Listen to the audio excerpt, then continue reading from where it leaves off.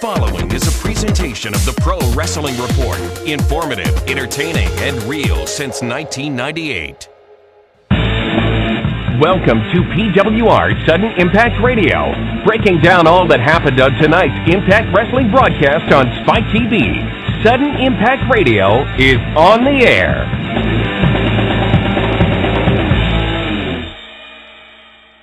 Good evening and welcome to Sudden Impact Radio right here on Blog Talk Radio. The man they call Meathead, Matthew Thomas, joining you right as Impact is going off the air. The Stinger, the Hulkster, what is he holding? Is that like a butter knife? Matthew, is he holding a butter knife? Were they just having toast on the way back? Well, they were at the clubhouse, and as is the case with any clubhouse, you've got to have some refreshments and hors d'oeuvres and whatnot. So apparently it was a butter knife left over from the festivities. Either that or it was something to spread a little schmear on a bagel. There you go. Because they had them over. You're right. Folks, welcome to Sudden Impact Radio on Blog Talk Radio as we see the Hulkster and the Stinger both untying each other after a little S&M trip over to the clubhouse for aces and eights.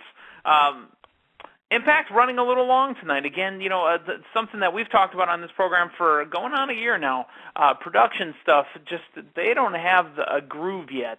But we are going to talk about everything Impact tonight. Plus, if you want to talk to the program, call in and interact with us. The numbers, 347-996-5278 or toll free at 877-317-9772. Give us a call.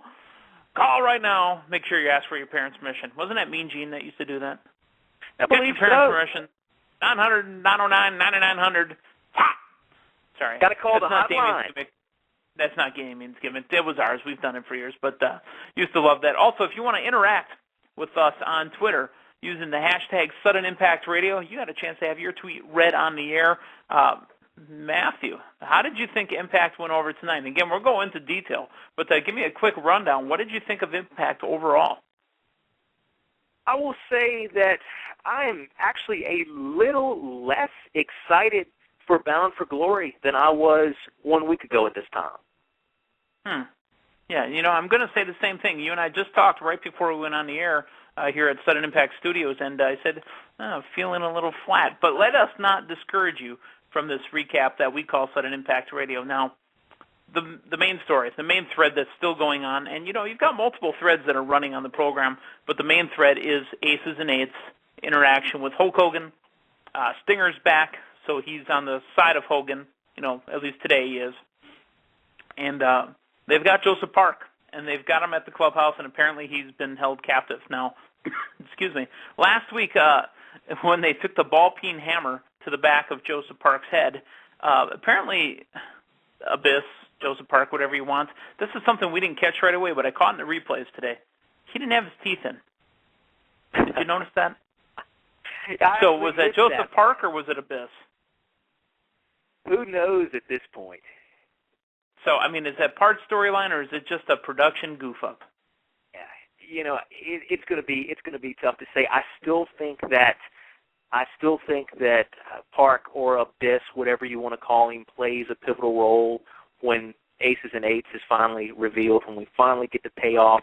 I think he's actually going to play a crucial role in it in some capacity. Any idea of what capacity to be, on the side of Aces and Eight or on the side of TNA?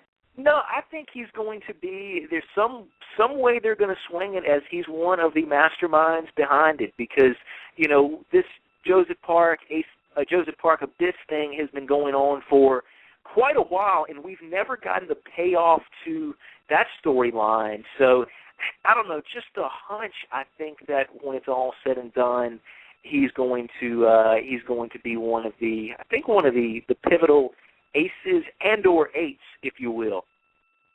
He might be all sixes and sevens. Is that what he's going to be? Part of ace? That was a awesome Powers reference. Thank you very much, Mr. Michael Myers. So, yeah, that you're right when you bring that up. That we haven't had the payoff from that. Now TNA, like WCW say back in the day, and like WWE in recent years, big angles that they don't give us a payoff for, and then out of nowhere, just finally, poof, payoff. I'll give you an example from the E, and I'll give you an example from TNA and from WCW. WWE, out of nowhere, the Raw general manager, the anonymous Raw general manager, ends up being Hornswoggle from under the ring. Right? I mean, we had forgotten about it. We just, accepted it, moved on, and out of nowhere, here comes the little dwarf from underneath the ring. TNA, what about the ninjas that kidnapped Taz? Just out of nowhere. Oh, yeah, that's right. Kidnapped Samoa Joe. I apologize. Yeah, and then Taz shows up with them. Yeah. And did you notice the van that Aces and Eights were using tonight, the white van? See, I thought that was a little call back to that whole storyline. So maybe Bound for Glory, it does come full circle, and they were in on the Samoa Joe kidnapping, huh? Quite possibly. That could be part of it, but that would also lead us to believe that Taz is a part of that, because remember, Taz is the one that brought Joe back. True. So wouldn't Taz be, unless Taz kidnapped him from Aces and Eights and then brought him back and put him under his Taz mission, mental lockdown, a mental submission hold. Who knows? Long-term booking at its best, a 3-year angle, I'm telling you.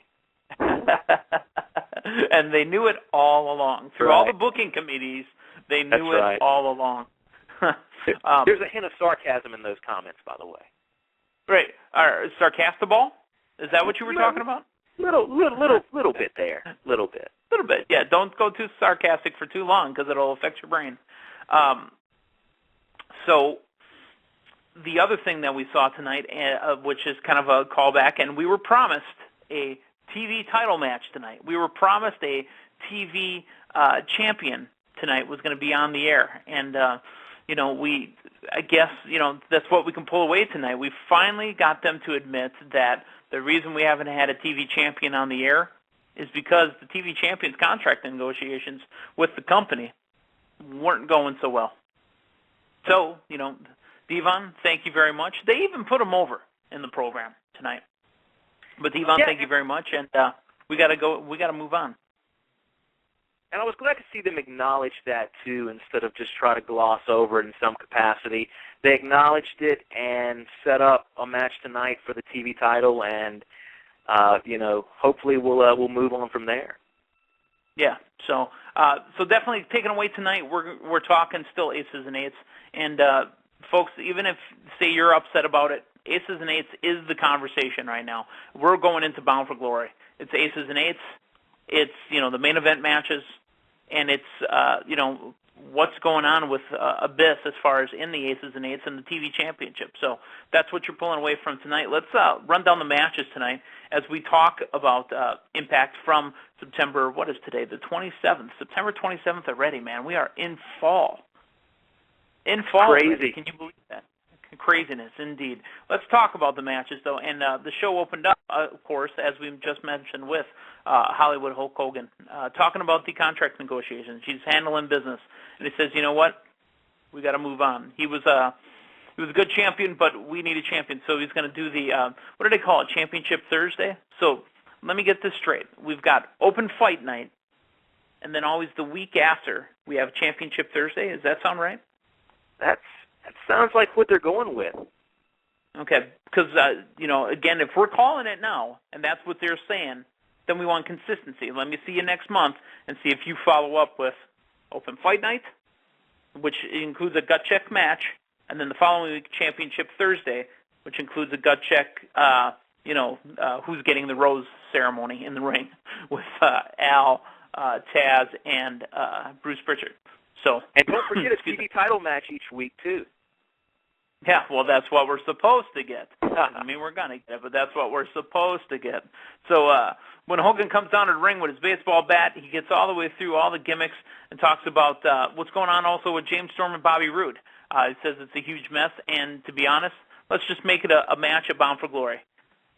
I know you tweeted this out earlier, Matthew. I'm going to have you reiterate it again for our audience online here and for everybody listening on YouTube and Blog Talk, also on iTunes. This is a match, this is a feud that's really been built for a year, since last year's Bound for Glory, where James Storm won the belt, and then Bobby Roode cheated him for it, and then Bobby Roode had his amazing run. Why do we need a stipulation in a match between James Storm and Bobby Roode? That's exactly my question. Why do we need the street fight stipulation to begin with? And I honestly felt like, as we discussed last week, Meathead, on this very program, I felt like we got the street fight last week. And we were talking about, did we feel like that they gave something away last week that we should have gotten off the pay-per-view, and we both pretty much agreed that they didn't, because the dynamics that it was given with the match taking place mostly outside the ring, and at least with Bobby Roode in his street clothes, it was more of a street fight. Okay, give us the street fight on the TV show, and then save the actual match for the pay-per-view. Well, we learned tonight that the match has a stipulation. It's not only a street fight, but we've got a special enforcer, which I feel is like a gimmick on top of a gimmick in a match that already has a good story that you're already invested in and want to see the payoff. And I really feel like if you want to throw a special enforcer in there, you put it in a match that doesn't already have that much interest or that much build. You don't put it in the match that people are already invested in. Right, and exactly. It's again, I hate to compare apples to, say, cars, but it's like a certain other company that seemed to have done that at WrestleMania, added a gimmick on top of a gimmick on top of a gimmick. Example, the undefeated streak versus I want to end your streak and I need to be the one to beat you, versus WrestleMania versus, let's add Shawn Michaels in there as well. Way too much added on top of it. You didn't need any of it. Let them go one-on-one, and that will tell the story, the entire story. So, absolutely, I understand they needed a... At least in that example, Meathead, you've got Shawn Michaels, who, it makes a little bit of sense for him being involved. Here you're just throwing King Mo in there that up until this point, has no part in this story arc whatsoever. Zero. And as I was about to say, you're absolutely correct. I know they had to work King Mo into the pay-per-view somehow. They need to introduce him somehow. But this is the wrong match. Absolutely wrong match. Have him, come out and be the host of Bound for Glory. Do something. But why is he in this match? Is it going to get that down? Is it going to get that dirty between Bobby Roode and James Storm that they need an MMA enforcer? No. It's going to be a heated contest between the two, but one that'll be fine. I mean, these guys aren't going to be so dastardly, so evil, so mean that we need an enforcer. It's ridiculous. So, but anyways, Hogan sets it up for us. King Mo is going to be the special enforcer for the match at Bound for Glory, which is a street fight again. And Hogan turned his attention to Aces and Eights, and he said he's going to go to their clubhouse. I like the acknowledgement of Hogan. How was he getting there? Again, when you're talking about things like this, tiny little details. How are you going to get there? Well, obviously we had to come get you. We're not going to give you the GPS directions to it. I thought that was very clever when Aces and Eights dropped that in there. So, yes, I enjoyed it. And on the topic of the clubhouse, for a vicious gang such as Aces and Eights, could they not have like another name, like their lair or their hangout or something? When I think clubhouse, I think of going to the country club, shooting a little bit of pool, having some appetizers and whatnot. Clubhouse. It really doesn't connotate that nasty underground hangout that this vicious motorcycle gang would be at. Right, you're right, and for those that wouldn't know about motorcycle gangs or are not Son of Anarchy fans, they would think the same thing. But if you do know about bike gangs and do know about Sons of Anarchy, they actually do refer to it as a clubhouse, so that's why they're using the term clubhouse. It makes sense. It still doesn't invoke fear at all. Hey, it sounds like, hey, come on down to Aces and Eights Pee Wee's clubhouse. Or it sounds like, come down to Uncle Dan's Pee Wee's clubhouse, or your Uncle Dan's clubhouse. It doesn't. I'm a little behind on my bike gang lingo for all our listeners out there, so I do apologize for the ignorance in that capacity. Go to Wiki, type in bike gang lingo. I'm pretty sure there's a page on it. do some research here. Yeah, we see a shot of Mr. Anderson, obviously sharing his favorite Bound for Glory moments, and it was in 2010. I'm a big fan of Ken Anderson. You know, we consider him a friend of the program. But again, there's another person that I don't necessarily want to hear about your greatest Bound for Glory memories because you've only been in company for a couple years. You should be talking about the other guys that have been around forever, about what it really means, because you can't really speak on it if you've only put in 1 or 2 shows. Opening match was Kurt Angle, Chavo Guerrero, and Christopher Daniels, which is a triple threat match. Great action. I thought it was great action. And Daniels shoved Guerrero into Angle, and he took down Guerrero with a STO to pick up the pinfall victory. What did you think of the in-ring action out of these 3? It was kind of an odd pairing, but still good on-screen action. It was, and I thought they pulled it off very well. One thing that really dawned on me during the course of this match with Angle, Chavo, and Christopher Daniels is you've got some talent in that ring. Those are 3 very talented competitors, and I'm glad they did this. I hope next week you would think it would make sense to give us the other 3 competitors in the 3-way tag match to get them in front of us in the weeks leading up to Bound for Glory, kind of whet our appetite for that 3-way tag match. And really, not that we don't have familiarity with these guys, but put them on TV every week leading up to Bound for Glory so we can get familiarized with the match that's going to take place and just get excited for it. Yeah, and, you know, you're right. And long story short, just reintroduce them to us again. Make us, you know, very aware of who they are and what they do. So they go after that, and we see Hogan in the office with Samoa Joe, Anderson, Magnus, and Garrett Bischoff. Ladies and gentlemen, Garrett Bischoff is in the Final 4 for a shot at the TV title. I'm telling you, shiver went down my spine, and I went down every other wrestling fan's spine. That was a window right there. That was the window for Garrett Bischoff to get in. But, you know, they talk to the 4, and he instantly eliminates Magnus. He called me, says, I don't need another girlfriend. I couldn't afford the last one. I don't know what that means. But, yeah, Garrett Bischoff, Anderson, and Samoa Joe are left to fight out for a spot to get the TV title. Brooke Hogan also meeting up with Tara in the backstage, but Tara blowing her off to take a phone call from her Hollywood boyfriend. And a little reference to George and Stacy. You know, Stacy, former wrestler.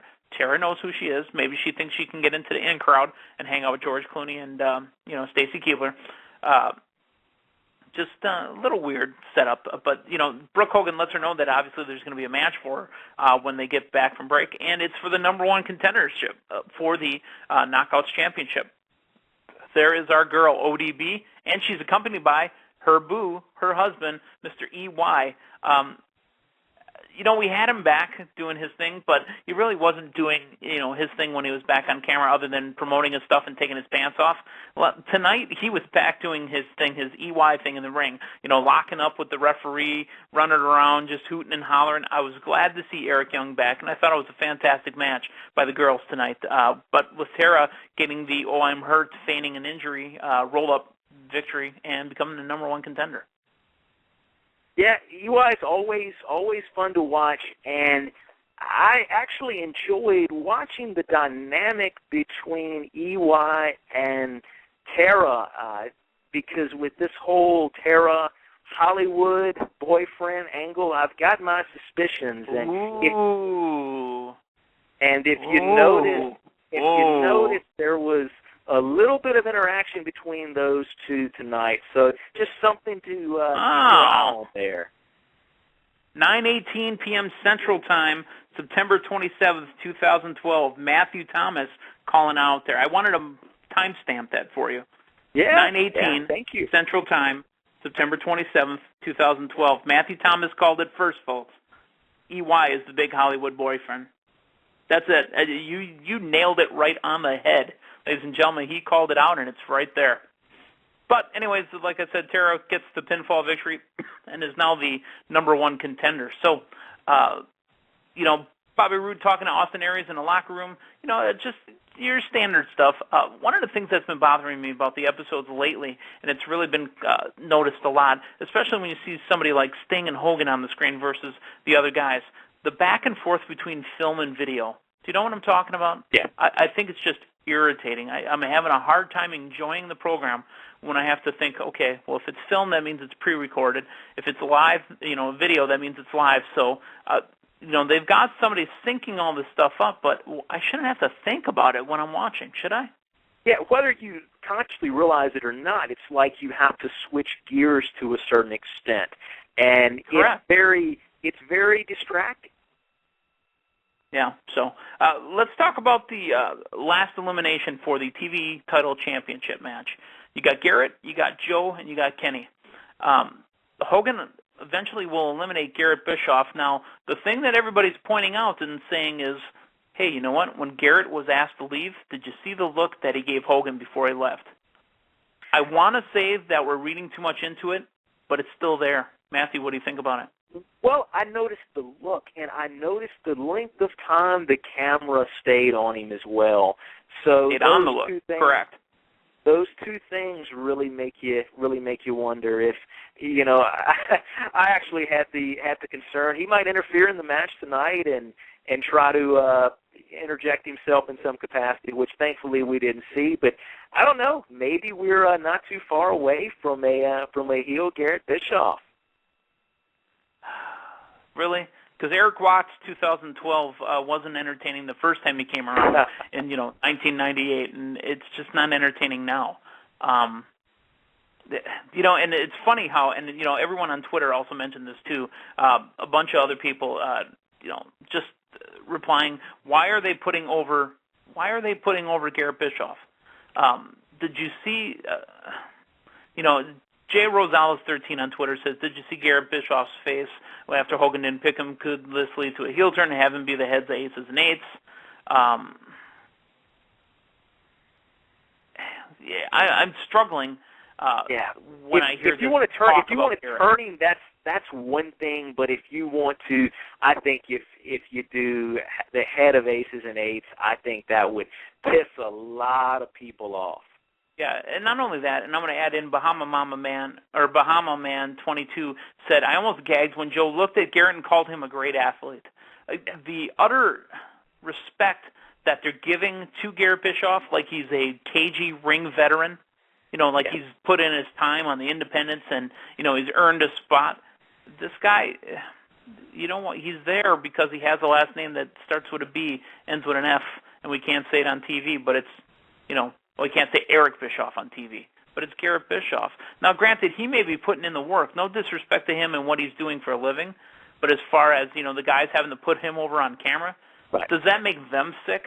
When they're sitting there talking about, how great he is? It's got to, make them turn. Yeah, and I'll tell you, I draw a lot of parallels when I'm looking at him, and just not parallels per se, but you compare him to how he has been brought in and put over, if you will, as compared to a Shane McMahon, who was never booked as this fierce, great up-and-coming competitor. He was, the booking was completely different, and, basically, he earned respect. Now, some of the stuff he did, jumping off of Titantrons, those big spots, that was a different animal altogether, but when I look at the way that he was kind of brought up and how he eventually got over as compared to the direction they have initially gone with basically just kind of rubbing Garrett Bischoff in your face, it's two completely different beasts right there. Yeah, Shane McMahon was brought in with the Mean Street Posse, Pete Gas, Joey Abs, and the last one I forget. But he was brought in with guys that could wrestle, and he was snuck into matches, and he would get, coward-type wins. But then he started doing the stuff like jumping off the Titantron. He started doing stuff like Van Damme's Van Terminator, turnbuckle to turnbuckle. He started doing these stuff. He started, getting thrown around. He started, earning his spot, doing hardcore matches. So Shane McMahon kind of earned it, even though, the boys probably said, why is the owner's son on TV? That spot should be for me, blah, blah, blah. But, he kind of earned it as far as respect amongst the wrestling fan. So following up right after that, Samoa Joe and Mr. Anderson for the TV championship. a solid match, and your winner and new TV champion, Samoa Joe, he choked out Mr. Anderson cold. Here's the bone I have to pick with it. I understand there's a contract dispute with Devon. Devon's not signed. He may not ever show up in TNA again. But get your belt back from him, because the one you handed Taz tonight was not the TV championship. That looked like the World Heavyweight Championship to me. Yeah, that's something you definitely got to have in your company there. You can't let your belt get away from you. Right. Well, I mean, I understand things happen. You know, Haku showed up at the Royal Rumble as the WCW Hardcore Champion. Medusa showed up on Nitro as the WWE Women's Champion. Things do happen. But if you're expecting us to believe everything that's going on, you know, and respect you as a company, go get your belt. Have him FedEx it. Do something. Get your belt back. He doesn't own it. It's a prop given to him by the company. Get your belt back.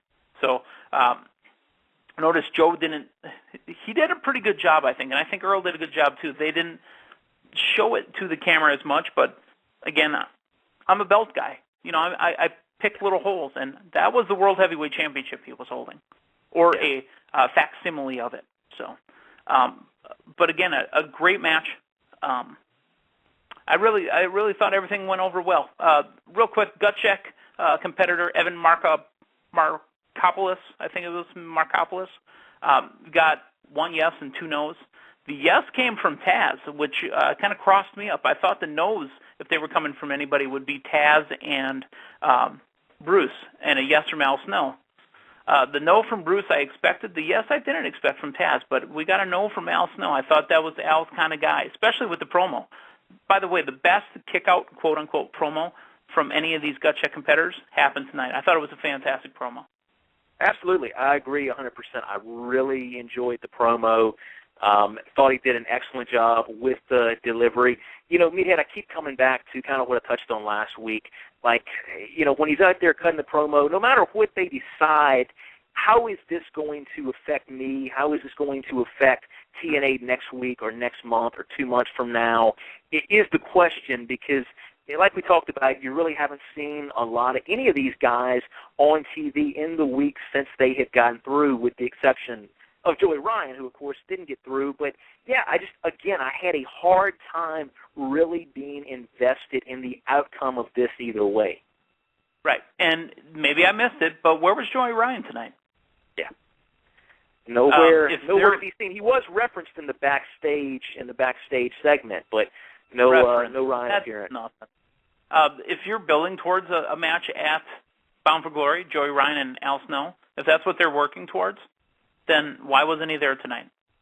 I mean, we've got 3 weeks. You know, we were told it's 3 weeks away. We got 3 weeks to build this. Get Joey Ryan in there and let's see him. Main event tonight was Bobby Roode and Bully Ray versus Jeff Hardy and Austin Aries. And as we saw as we went off the air right before the Aces and Eights gimmick with the butter knife, Jeff Hardy stole the thunder from Austin Aries. Again, you got to do this kind of thing. I hate that it's come to this, you know, in this time in wrestling, you know, this era, where you have two single competitors that are going to build their way towards the main event at the major pay-per-view of the year, and you put them together in tag teams. I'm surprised they didn't become tag team champions tonight, because how many times have we seen that? Quite a few. Yeah, you gotta cause some friction, some heat. I like the old school Austin Rock, type thing where you keep them separate from each other. You don't let them touch each other until the end. Overall, again, I thought Impact was a little flat tonight. Maybe it's just that, you know, Impact last week I thought was pretty entertaining. We did get a little progression with the Aces and Eights angle, but not much. And, how is it that Hogan and Sting happen to be standing by Aces and Eights van? Did they park it by them, knowing they would stand there, or did they stand there thinking, you know, I do all my conversating by white vans? That's not a very good rule of thumb. Right, exactly. And don't they know all the employees if you're the general manager? Yeah. And by the way, you know, it's professional wrestling. You've got to suspend your belief. I get it, Absolutely. but are we getting a little bit over the top with all the hostage situations and the kidnappings, and we have one pay-per-view rather where Hogan's going to call the police in and lock down the Impact Zone, yet your two main guys in your company, Hogan and Sting, get kidnapped, and instead of alerting any authorities, we're just waiting on the video from the clubhouse. You know, I get it, you know, it's professional wrestling, but at the same time, there seems to be quite a bit of, it was definitely over the top tonight with the scene at the clubhouse. It's still building interest. It's still got my intrigue, but man, it's coming close, I think, at times to jumping the shark a little bit with some of these aces and eights scenes. Jumping the shark. Now, that is a reference that everybody should know, but jumping the shark, do you know what show it came from first? Do you know where the term came from? Absolutely. That originates back to Happy Days with Mr. Arthur Fonzarelli. Yeah, and Arthur Fonzarelli, you know, Milwaukee is the home of the Bronze Fonz. That is true. Have you been to Milwaukee, Matthew? I haven't ever asked. I have never made the pilgrimage myself. I think you need to make the pilgrimage for Blizzard Brawl 8, which is coming up this December. You like that cheap plug right there. I Blizzard think that Brawl sounds like a fantastic idea. We're trying to get everybody as far as the program, even though we don't all belong in the same city. We're trying to get everybody from this, program to get on down there. That'll be time for you and me to take pictures in front of the Bronze Fonz. I think that would be awesome. Put our thumbs up, say A, and do the whole thing. Folks, if you want to interact with the program tonight, we are going to be taking calls momentarily. The number to call in, 347-996-5278, or toll free at 877-317-9772. Matthew, we're going to take a quick break. When we come back, the phone zone, we're going to run down a bunch of other stuff here in the Pro Wrestling Report world. This is Sudden Impact Radio right here on Blog Talk Radio. This is the Pro Wrestling Report. Informative, entertaining, real. Go to PWRshow.com right now to get your Pro Wrestling Report wrestling merchandise. All kinds of great gear available, including several T-shirts from the Pro Wrestling Report, such as the Fella shirt. You hear it a lot on TV. Well, show your friends your support with the Fella T-shirt. And there's more, including the Super Friends T-shirt. David Hero always talks about his Super Friends. I like to call them the Mighty Mouse Club. But you can get your shirt, your Super Friends shirt, and show support right now at PWRshow.com. Also, the Tremendous shirt. You hear it all the time. # Tremendous. Available right now at PWRshow.com. And you see this shirt in brown? Well, every shirt comes in a multitude of different colors. No extra cost, depending on the color you choose, including red for DHHS. David Hero has spoken. Well, get the shirt. You've seen it on wrestling pay-per-views of all places. But here's the shirt. DHHS, David Hero has spoken. You can purchase that right now at PWRshow.com. And now the main event, ladies and gentlemen, for all of you watching us here in Milwaukee, Wisconsin.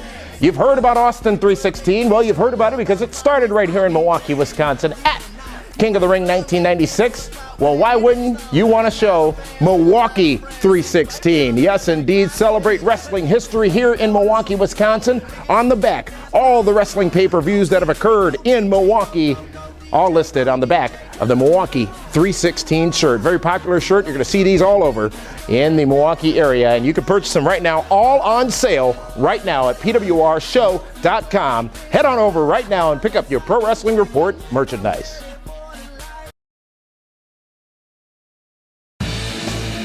You're listening to PWR Sudden Impact Radio, breaking down all that happened on tonight's Impact Wrestling broadcast.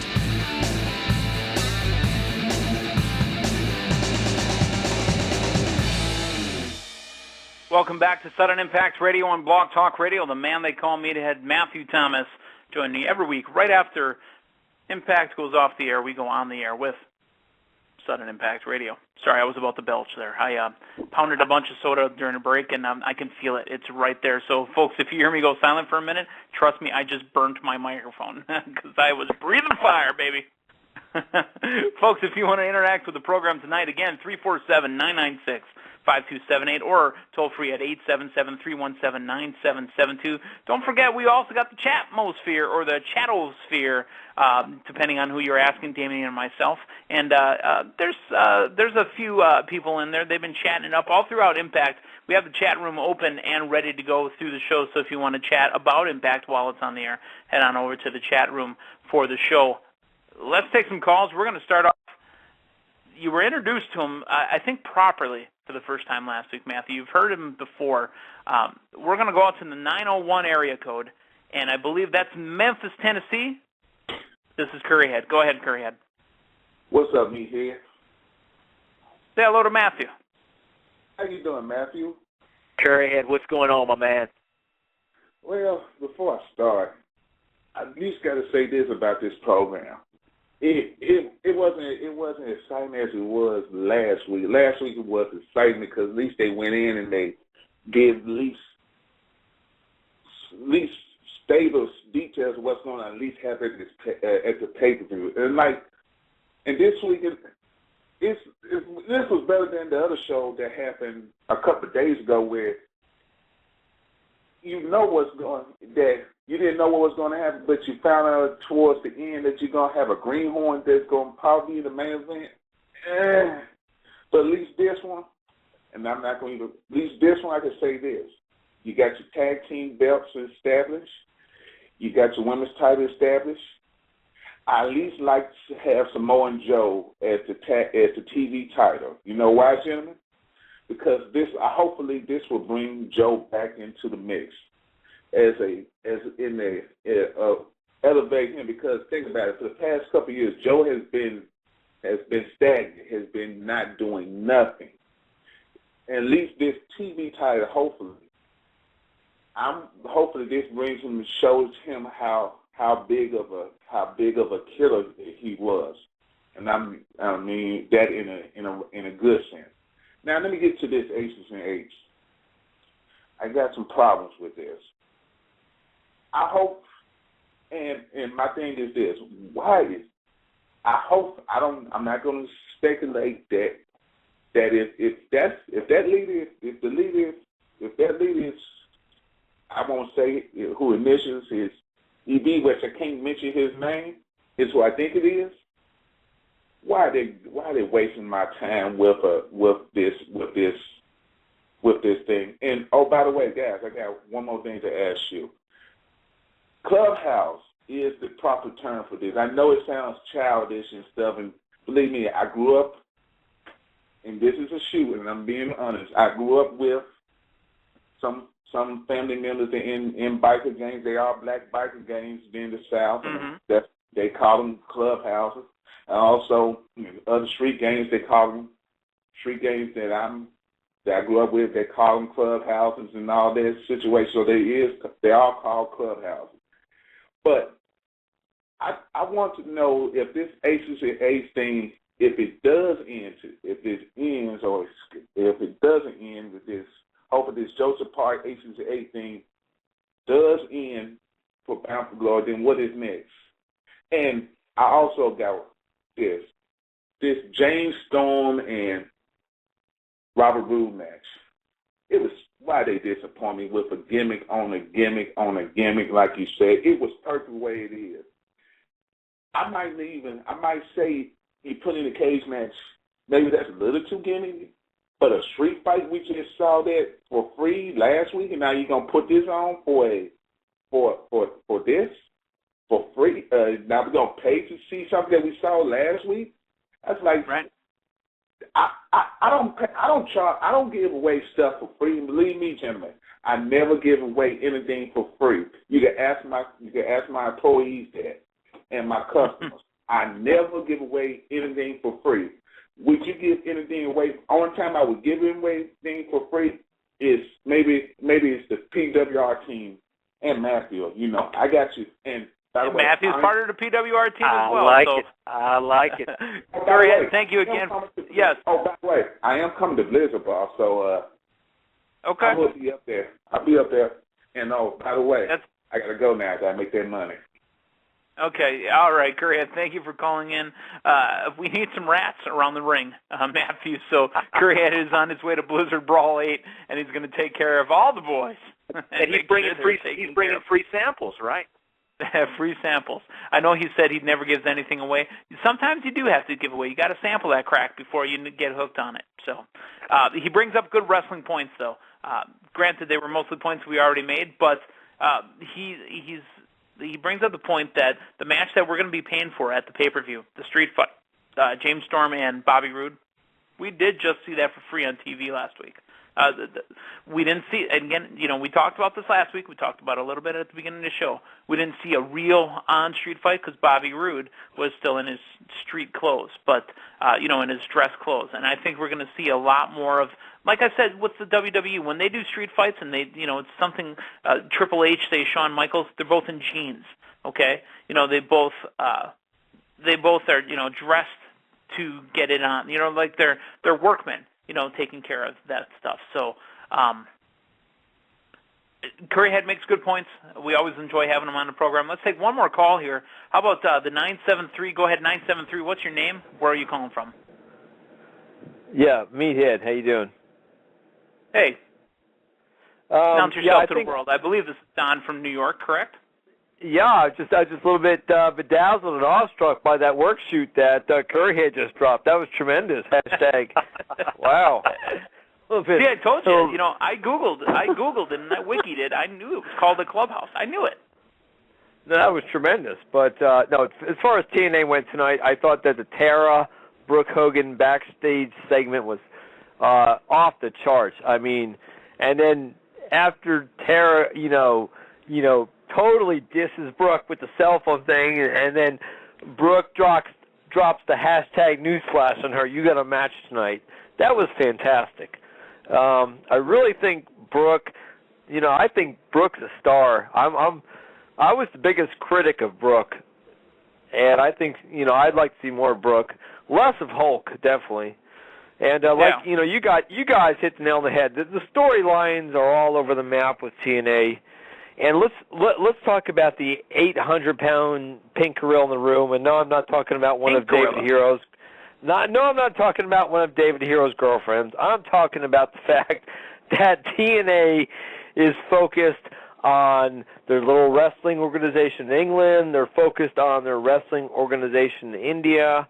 And let's be honest. This is basically there is no connection. There is no connected dots. It's just. I hope there's a huge payoff with this Aces and Eights. They've got so much. I'm invested. You're invested. We're all invested in this. Now they've got Hulk and Sting. They've really upped the ante tonight. I'm dying to find out who's behind it. I hope it's Dixie. At TNA Dixie on Twitter. I mean, love Dixie. Huge fan of Dixie Carter. Love Dixie. But where's she been lately? I hope she's behind it. She's the Peggy Bundy of Aces and Eights. That's belittling her. Oh no! I don't mean it in Peggy Bundy way. I mean Katie Seagal from Sons of Anarchy. She's No, Dixie's a whole other league. Dixie's a real deal. Okay, I gotcha. Anything else you want to talk about tonight? Well, the 2-1 Giants, but this isn't a football show, so. The 2-1 Giants. And I will put this out there, and Matthew, I'm sorry to bore you with this stuff, but I have to choose between Eli Manning and Matt Ryan on a consistent basis every week, and I'll tell you what, your boy Eli is not performing to the level that he should be. Well, you're just cranky because of the Monday Night Football game. You guys got robbed, that's all. I'm over it. No, I'm over that. I'm over that. Well, your record's not over.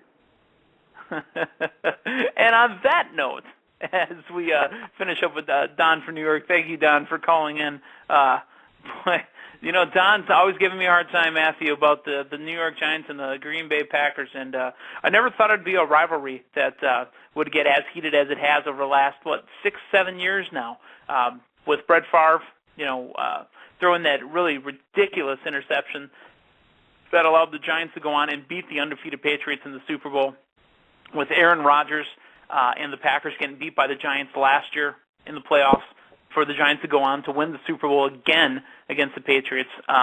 Yeah, there's a heated rivalry between the Giants and Packers. It's funny how that all plays out. Yeah, it's not that funny. It's hurtful. And again, I love how everybody that listened to Monday Night Meltdown this past week was getting a huge kick out of Hero reacting to the game. I know Damien was upset with us because, dude, they called it a touchdown the moment my mic was turned on. What do you expect me to do? What would you expect me to do? Matthew, what's your team? Well, I'm more of a Carolina Panthers kind of guy. Oh, I'm sorry to hear that. Yeah, I know. They do if that was the the best Panthers, they can. If that was the Panthers, they got robbed like that. Wouldn't you have reacted? That was an instant reaction. Yeah, that was a live reaction right there. That was live broadcast journalism. That was capturing a moment in time. So you owed it to the listeners, Meathead, to document that. And my professionalism as a broadcast journalist did prevent me from using the profanities I planned on using. I stayed professional, and I kept it on a educated and a highbrow level because, if there's anything that Meathead's been since the inception of the Pro Wrestling Report, it's highbrow. Hashmark highbrow.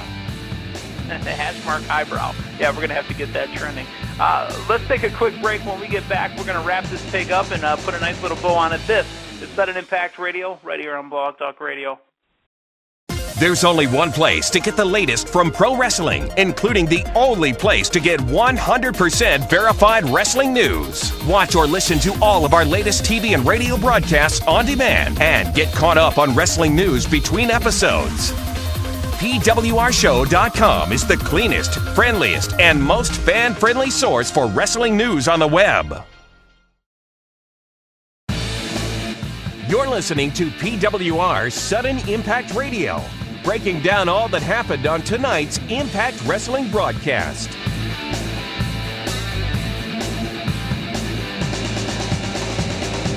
Once again, you're listening to Sudden Impact Radio on Blog Talk Radio, the man they call Meathead, Matthew Thomas, and oh boy, Brandon Whedon throwing the big pick. I'm salty, Matthew.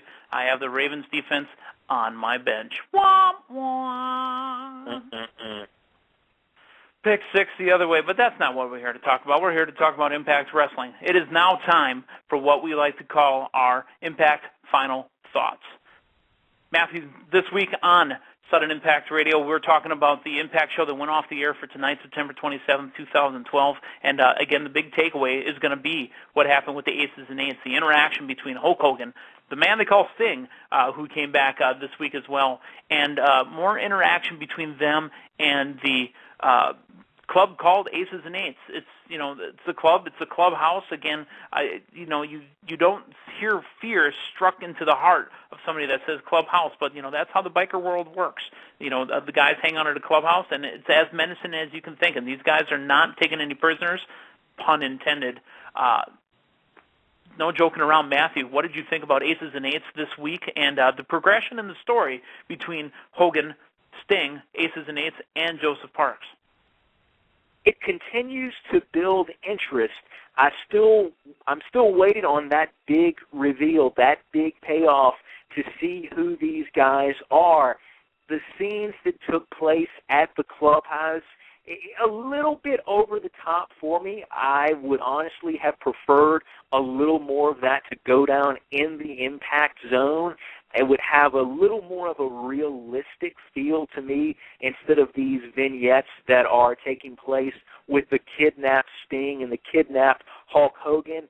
That being said, it's further progressing the storyline. You still want to buy the pay-per-view and tune in each week to see who these guys are and where they go from there. At the end of the day, with Aces and Eights, I want to know who they are, and I want to be surprised. So if you can get past the quote-unquote cheese factor that you have at times with the Aces and Eights storyline, I think there's still interest there for most viewers. Yep, exactly. And, we had a little bit more progression with James Storm and Bobby Roode. Not a ton between them as far as, their individual interaction, but we did learn that Hulk Hogan was going to make that a street fight again, this time for the pay-per-view and this time at Bound for Glory. And with a special enforcer this time, it'll be King Mo from the MMA world who's planning on doing both. He's going to get into a little mixed martial arts, and he plans on competing in total nonstop action wrestling. What do you think of the interaction between King Mo and James Storm, Bobby Roode in their gimmick street fight match? A story that has been progressing for the last year with this Roode Storm feud. A match, when it was made last week, I was very excited about.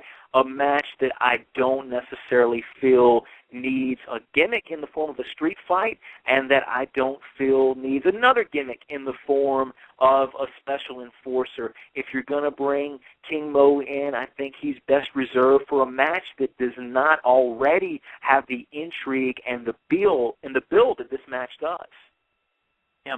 Those are the final thoughts of Impact this week. Again, make sure you're tuning in to Sudden Impact Radio every week, right after Impact goes off the air, Thursday nights, 9 p.m. Central, with Matthew Thomas, the real Matthew Thomas, on Twitter, and at WCW Meathead, the man they call Meathead, right here on Blog Talk Radio. Well, Matthew, those were our final thoughts of Impact. Again, don't forget Pro Wrestling Report this Saturday night. We've got big details on what's going to be happening as far as Sweet and Sexy for not Survivor Series, but we're talking WrestleMania 29. Big details going to be revealed on primetime this week. Make sure you're heading on over to PWRshow.com for those details after the show airs. But if you want those details right away, get on over, watch the program locally in the greater Milwaukee area. You can see it on My 24 right after Ring of Honor Wrestling on, once again, My 24. It's David Hero. It's Damian Nelson, also now joined in the event center by the resident Italian. His name is Frank Cosentino, looking like, and I saw this on Twitter, so I can't take credit for it, but I don't know who said it first. He's looking like little Mean Gene Okerlund in the, remember back in the days when you were watching Superstars on Saturday or Sunday mornings, or Wrestling Challenge? He's looking like Mean Gene back in the center, interviewing wrestlers. He's got another interview coming up this week. He had Armando Alejandro Estrada on the program, and we found a good spot for Frank. Absolutely. A little retro feel there, too, with the Mean Gene throwback. Yeah, nice. Also, don't forget the rest of the Pro Wrestling Report team will be heading out to Indianapolis for Survivor Series. I believe there might be a spot or two left. Get on over to PWRshow.com. Make sure you're checking that out if you want to hang out with them in the suite watching the Survivor Series, baby. Get on up there, and for those in the greater Indianapolis area or those who plan on making the trip up there, it's not that bad a drive from Milwaukee. It's also not that bad a drive from, say, the North Carolina, Charlotte, area, the Panthers area where, Matthew Thomas says he's from. So, maybe Matthew Thomas might show up. Maybe Frank Cosentino is going to be in Indianapolis. It was said that he's going to be there. So, different things that you can look into. I definitely want you guys to check out PWRshow.com. Don't forget we're also available on iTunes and YouTube as well. Make sure you're commenting on it and make sure you're sharing that video. Matthew, before we go tonight, any last thoughts on Impact tonight and what we're going to see next week? Yeah, I'm still curious as where does Bully Ray fall into the picture at Bound for Glory? When we went off the air last week, it looked like he may have secured him a spot in the title match, and now that doesn't seem to be the case at all. So very interested to see where he still falls into the card. Right, and he doesn't have anything confirmed, and with 3 weeks to go to Bound for Glory, I would love to see him at least get announced into something, because if we get down to 2 weeks and he's not put in the main event, what is he going to do? Then again, Bully Ray has been very public, and it's been very wide known, is also in a contract situation as well. I believe Devon and Bully Ray had their contracts at the same time. So Bully Ray on TV, Devon not. I wonder how those contracts are going. And if Bully Ray doesn't sign with TNA, I think he's got a great chance to go back up to quote-unquote New York. And I think there's a heel champion right there. Seriously, the company champion, world heavyweight champion right there. His stock has definitely risen over the last couple of years. So proud of him, too. I mean, because if you think back to, when he first came in, we're talking 96, 97, 98, ECW, stuttering Bubba Ray Dudley. to, the man that put Trish Stratus and Mae Young through a table, to, the one that was running roughshod in the TLC matches with the Hardy Boys and Edge and Christian, to, coming over to TNA and still being kind of an afterthought, Team 3D, just doing the tag team thing, to where he is today. That man has put in his work. You can see it in his calves. Absolutely, and added calf development on top of that. And not only can he do that, he spits up in the air, catches it in his hand, and licks it. Yum. Coordination right there, my friend. Coordination. You think it's an ode to? Do you think it's an ode back to Mr. Perfect, who used to catch his gum? He just catches goobers. Yeah, it could very well be. Which one's tougher, though? That's the question. It depends on what kind of texture it's got. The viscosity and whatnot, right? Yeah, viscosity, exactly. Folks, viscosity, look it up. For Matthew Thomas, I'm the man they call Meathead. We've just been goofing off minutes. We appreciate you joining us on Sudden Impact Radio. Make sure you're tuning in Monday night for the Monday Night Meltdown. Right after Raw goes off the air, we go live with the Meltdown. Thank you. Good night. See you next week.